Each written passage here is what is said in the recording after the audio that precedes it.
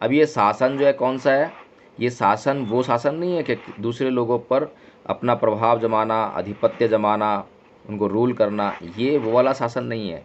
ये शासन है कि लोग जो हैं जब इस धम्म को जान जाएं और इसका आचरण करने लग जाएं तो उससे समाज में सुख शांति और समृद्धि का प्रभाव उत्पन्न होगा। ये वो शासन है। तो ये जो शासन है धम्म शासन, ये पूरी पृथ्वी पर फैलना चाहिए, लागू होना चाहिए। इसलिए हमने जो बैनर बनवाया है, अभी 4 तारीख को जो हमारा कार्यक्रम है, जो हमारा अभियान है 5 लाख धम्म ध्वज भारत में लगाने का, उसका बुद्धारंभ हम करने जा रहे हैं बुलंदशहर की धरती से। यदि किसी साथी को जानकारी ना हो तो वो ग्रुप में जो है मैसेज पढ़ लें, और जो साथी वहाँ पहुँच सकें उसका लोकेशन भी हमने उसमें डाल रखा है, वो लोकेशन को देखकर जो है वहाँ पे पहुँचने का प्रयास करें। तो इस प्रकार से जो है हमें पूरी पृथ्वी पर जो है धम्म शासन स्थापित करना है। तो धम्म शासन को जब स्थापित कर पाएंगे जब हम और दूसरे लोग उसे समझ पाएंगे। यदि हमने जो है किसी को समझाया नहीं, किसी ने समझा नहीं, तो वह पड़ जाएगा सांप्रदायिकता में, कहेगा कि भाई बुद्ध का शासन ही क्यों, धम्म शासन ही क्यों, हिंदू धर्म का क्यों नहीं, मुसलमानों का क्यों नहीं, ईसाइयों का क्यों नहीं। इसलिए हमें धम्म शासन स्थापित करना है। धम्म शासन का मतलब है कि सभी के लिए जीने की एक समान प्राकृतिक अवस्थाएं जो सभी पर एक समान रूप से लागू होती हैं, किसी के साथ किसी भी प्रकार का भेदभाव नहीं करती। पाप सकरणं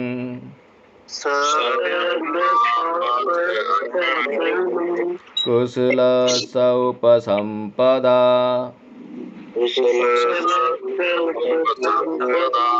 सचेत परियोदपनं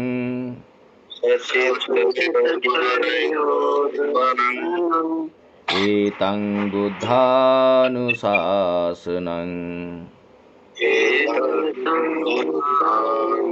परम कथा सुनाओ। सब पाप से अगर कुशल से उपसंप्रदा सचित्त परियोदपनं एतं बुद्धानुशासनं। धम्म शब्द को हम समझने का प्रयास कर रहे हैं। ये धम्म शब्द का बहुत बड़ा जाल हमारे समाज को जो है अपने में जकड़े हुए है। तो वो जकड़न कैसी है, क्या उससे समाज स्वतंत्र हो सकता है, चर्चा करना बहुत जरूरी है।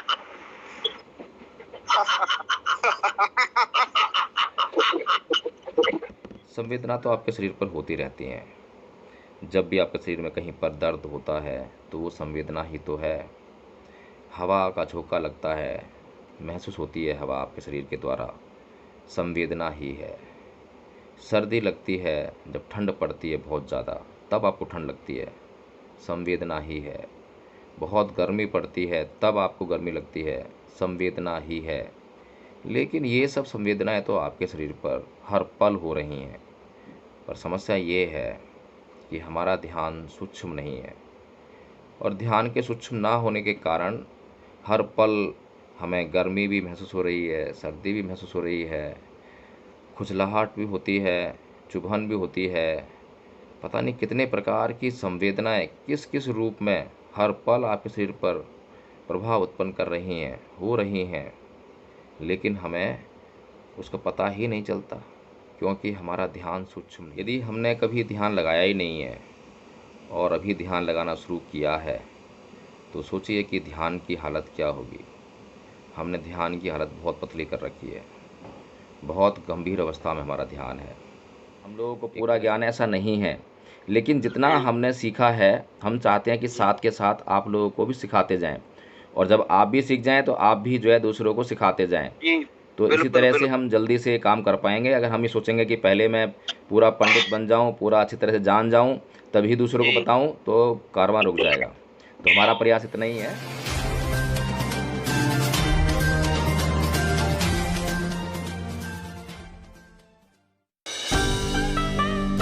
कंटिन्यू सांस पर ध्यान नहीं दे पा रहे जी।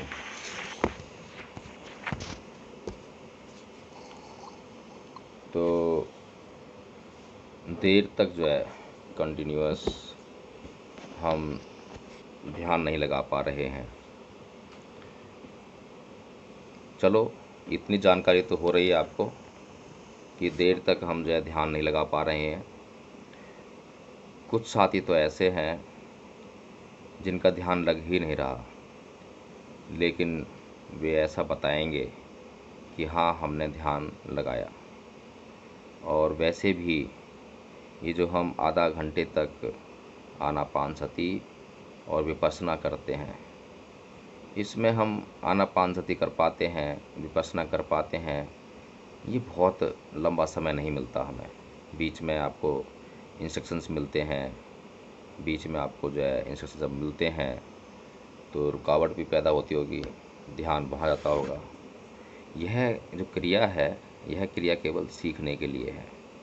कुछ देर आपको मिलती है जिस पर आपको 2 या 3 मिनट के लिए जब विराम होता है बीच में, जब मैं इंस्ट्रक्शन नहीं देता हूँ या कोई इंस्ट्रक्टर आपको इंस्ट्रक्शंस नहीं देता है, केवल उसी दौरान आपको ध्यान लगाने का मौका मिलता है।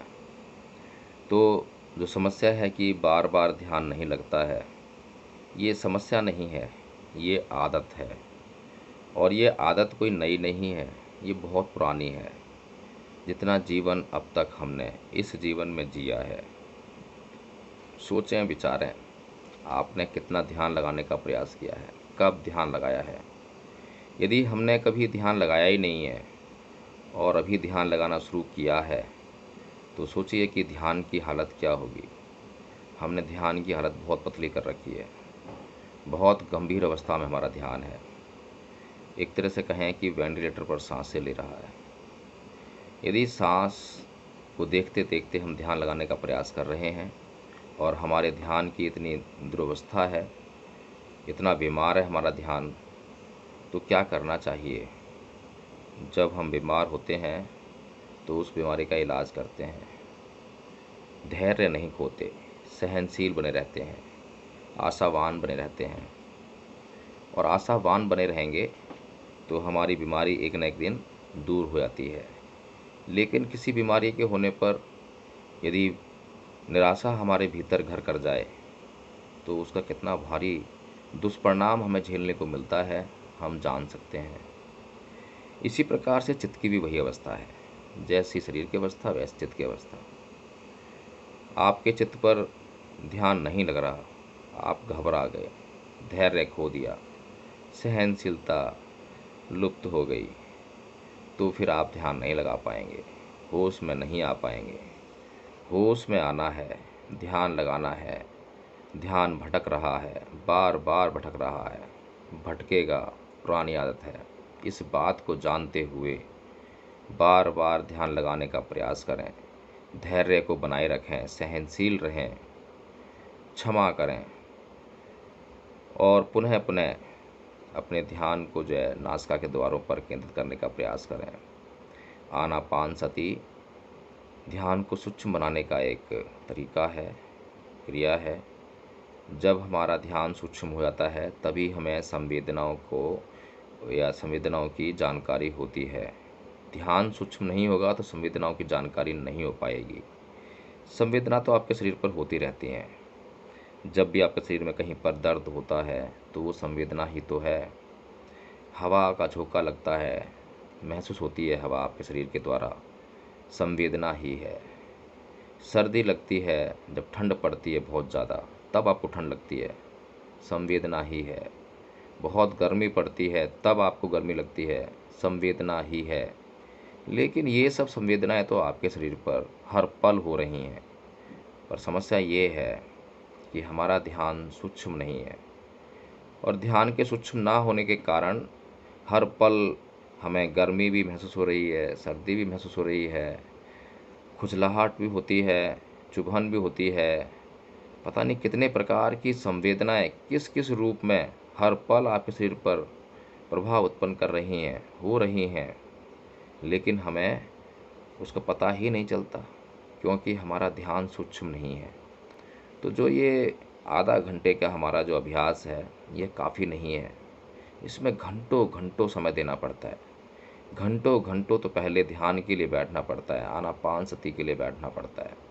जब घंटों घंटों हम आनापानसति पर केंद्रित हो जाते हैं, अभ्यस्त हो जाते हैं, दक्ष हो जाते हैं, तब हम बढ़ते हैं विपश्यना की तरफ, अपने शरीर को देखने के लिए। और जब ध्यान में दक्ष हो जाएंगे ध्यान सूक्ष्म हो जाएगा, तब ही आप विपश्यना अच्छी तरह से कर पाएंगे। फिर आपके मन पर एक और प्रभाव उत्पन्न होता है, क्योंकि आपके मन को एक जगह टिके रहने की आदत नहीं है, अभ्यस्त नहीं है। तो जब विपश्यना करेंगे तो पहला चरण स्टार्ट करेंगे, सर से शुरू करेंगे, तो सर से अगले अंक की तरफ बढ़ेंगे। 2-3 अंक तक आप स्थिर बने रहे, जानते रहे, देखते रहे। उसके बाद फिर ध्यान भटक जाएगा। फिर आप सोचने लगेंगे कि ये तो ध्यान लग ही नहीं रहा। बहुत पुरानी बीमारी है, इसलिए धैर्य की बहुत भारी आवश्यकता है, आशावान बने रहने की आवश्यकता है। धीरे धीरे धीरे धीरे केवल इतना जानें कि मैं कितना आगे बढ़ गया हूँ, और एकदम से छलांग लगाने का प्रयास ना करें। एकदम से छलांग लगने पर जब आप गिरेंगे तो निराशा होगी। इसलिए धीरे धीरे बड़ी गंभीरता के साथ, बड़ी सजगता के साथ पहले ध्यान को सूक्ष्म करें, फिर विपश्यना पर आएं, और विपश्यना के जरिए अपने शरीर पर होने वाली प्रत्येक हलचल का आकलन करें, उसको विश्लेषण करने का प्रयास करें कि क्या हो रहा है, उसको जानने का प्रयास करें। जी, किसी और साथी की कोई समस्या? किसी और साथी कोई समस्या? एक हम लोग ध्यान करते वक्त, चाहे हम विपश्यना कर रहे हैं, चाहे हम आनापानसति कर रहे हैं, हम हिलते हैं। देसराज जी तो बहुत हिलते हैं, और जब हम हिलते हैं तो इसका मतलब हम ध्यान लगा ही नहीं रहे, ना हम आनापानसति कर रहे हैं, ना विपश्यना कर रहे हैं। लेकिन एक काम तो कर रहे हैं, वो है आंखें बंद कर रहे हैं, अधिष्ठान। अगर हमने आधा घंटे तक आंखें नहीं खोली तो ये भी एक बहुत बड़ी बात है। ये अधिष्ठान तो कम से कम पूरा किया। उसके बाद फिर आनापानसति का प्रयास करेंगे। अगर हम एक जगह स्थिर नहीं हो पा रहे हैं, हिल रहे हैं, डुल रहे हैं, बार बार खुजलाहट आ रही तो खुजलाहट कर रहे हैं, जो कुछ हो रहा है हम करने दे रहे हैं, तब भी ठीक है, कोई बात नहीं। कम से कम एक जो आँखों को बंद करने का अधिष्ठान है, कम से कम वो पूरा कर रहे हैं। वो खोलेंगे नहीं बिल्कुल भी, एक जगह तो स्थिर हुए। उसके बाद धीरे धीरे प्रयास करें कि एक जगह पोजीशन ले लें, और पोजीशन ऐसी लें जो आरामदायक हो, जिसको बदलना ना पड़े। उसके बाद पोजीशन लेने के बाद जो शरीर पर संवेदनाएं होती हैं, कोई कष्ट होता है, तो उसका फिर जो है हम देखें कि क्या करना है। लेकिन अगर हम हिलते रहेंगे अपने आप से ही, बार बार पोजीशन बदलते रहेंगे, तो वो ठीक नहीं है। जी, कोई और साथी, किसी का प्रश्न हो? हम सब मिलकर एक प्रयास कर रहे हैं, और उस प्रयास को सार्थक बनाना है। वो तभी सार्थक हो सकता है जब हम प्रश्न करें। समस्याएं हम सबके सामने हैं, लेकिन हम प्रश्न नहीं करेंगे तो आगे नहीं बढ़ पाएंगे। यदि किसी साथी को प्रश्न नहीं है तो हम फिर आज का लॉफिंग सेशन करते हैं। देसराज जी साथ में गए। देसराज जी, देसराज जी, देसराज जी शायद हमारे बीच में नहीं हैं, अभी लेफ्ट कर गए हैं। तो सुमन जी,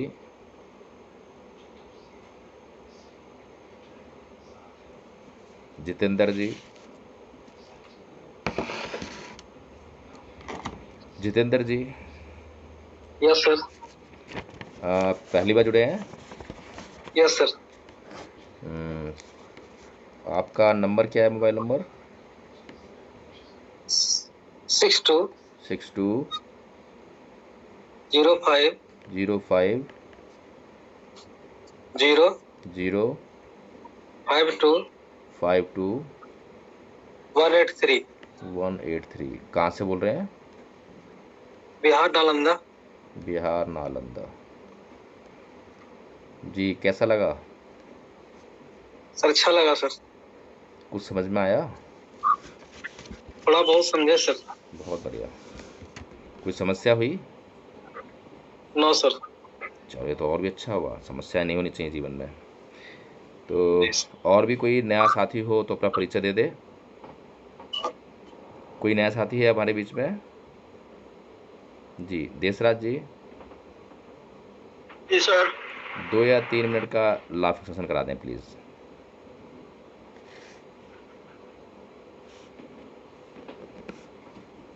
सभी को नमो बुद्धाय जय भीम। सर वीडियो अपनी ऑन कर ले, वीडियो ऑन कर लीजिए sir please, video on, video on, mic on. चलो शुरू करते हैं। जय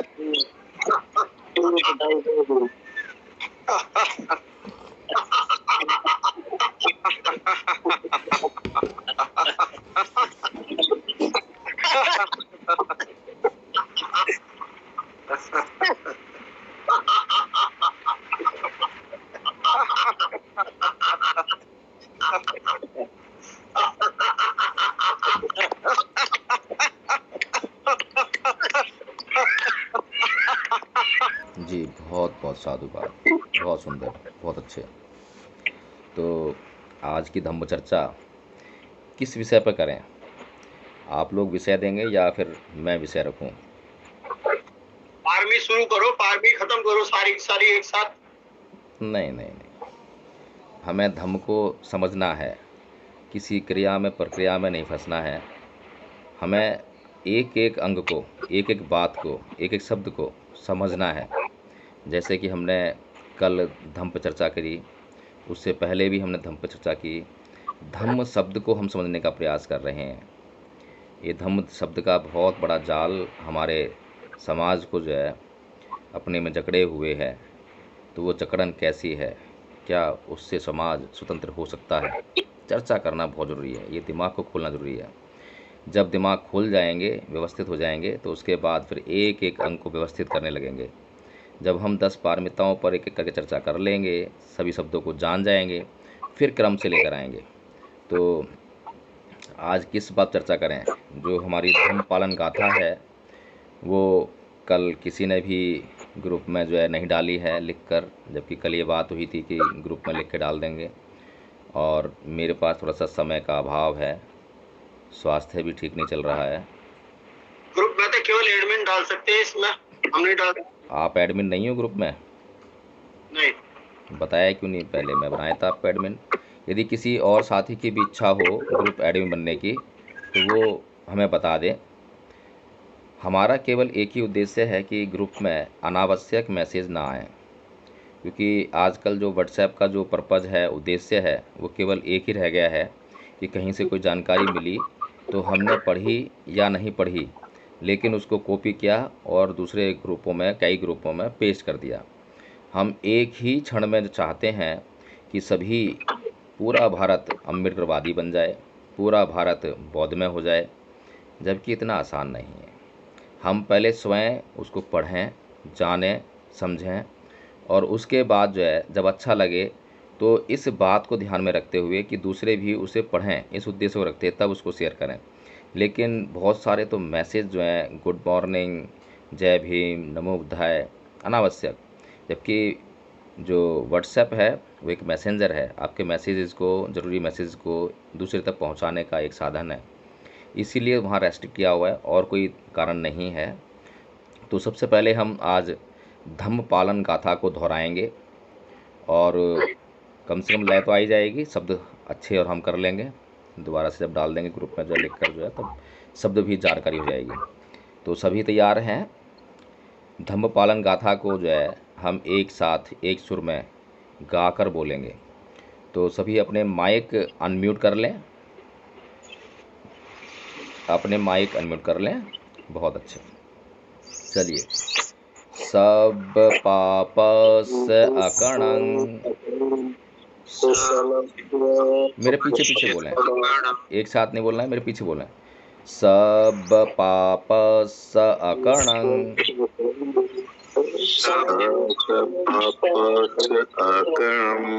कुशलस उपसंपदा,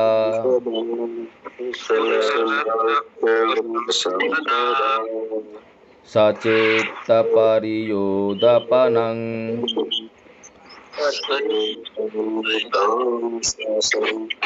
मेरे से आगे ना बोलें, ना मेरे साथ बोलें, मेरे पीछे पीछे बोलें। जब मैं बोलना बंद कर दूं उसके बाद दोहराएं। सचेत परियोदपनं,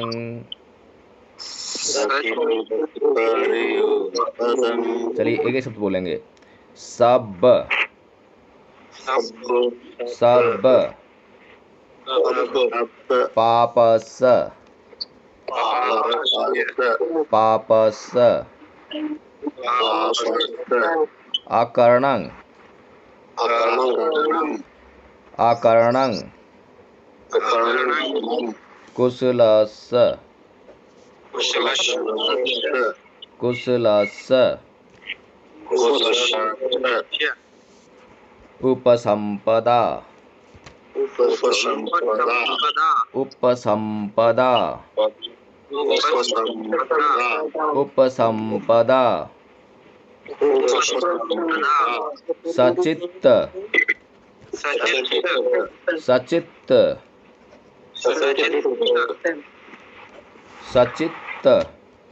सचित्त परियोदपनं परियोदपनं परियोदपनं एतं एतं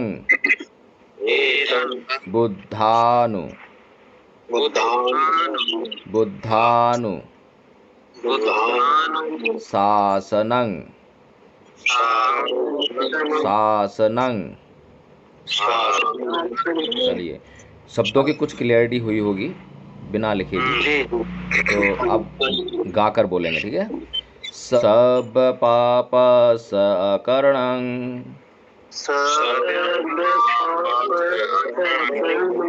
कुशलस् उपसंपदा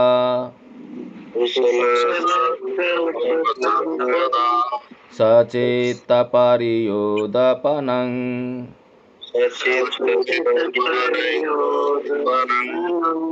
एतं बुद्धानुशासनं।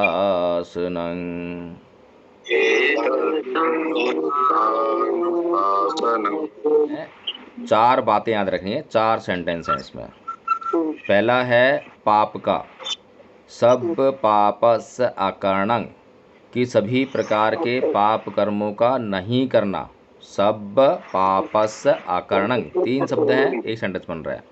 दूसरा है फिर नहीं करना तो क्या करना है, कुशलस् उपसंपदा, कुशल कर्मों का करना, उनको इकट्ठा करना, उनको संचित करना। तो क्या बोलेंगे इसको, कुशलस् उपसंपदा।